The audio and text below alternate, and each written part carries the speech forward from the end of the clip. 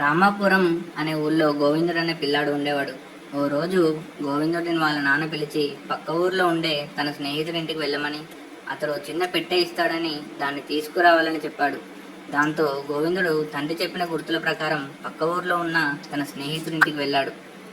ఆయన కొన్ని వస్తువులున్న పెట్టెను గోవిందుడి చేతికిస్తూ, దారిలో దొంగలుంటారు, ఇంటికి జాగ్రత్తగా తీసుకెళ్ళు అని చెప్పాడు. ఇంటికి వచ్చే క్రమంలో గోవిందుడికి తన వెనకాల ఎవరో వస్తున్నట్లుగా అడుగుల చప్పుడు వినిపించింది. ఎవరో దొంగ తనని వెంబడిస్తున్నాడని తెలుసుకున్నాడు. దాంతో భయపడుతూనే కాస్త వేగంగా నడవడం మొదలుపెట్టాడు. ఆ అడుగుల చప్పుడు వేగం కూడా పెరిగేసరికి గోవిందుడికి ఏం చేయాలో పాలుపోలేదు.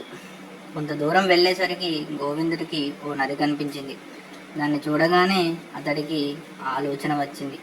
వెంటనే నదికి కాస్త పక్కగా ఉన్న పొదల్లోకి తన దగ్గరున్న పెట్టెను విసిరేసి నది ఒడ్డున నిలబడి, నా పెట్టె నీళ్లలో పడిపోయిందని అంటూ గట్టిగా ఏడవడం మొదలుపెట్టాడు. గోవిందుడి వెనకాలే వస్తున్న దొంగ ఎలాగైనా ఆ పెట్టెను తీసుకోవాలనే ఉద్దేశంతో తాను తీసిస్తానంటూ నదిలోకి దూకి వెతకడం ప్రారంభించాడు. అదే అదునుగా తీసుకున్న బాలుడు పొదల్లోకి విసిరిన పెట్టెను తీసుకొని పరుగున అక్కడి నుంచి వెళ్ళిపోయాడు.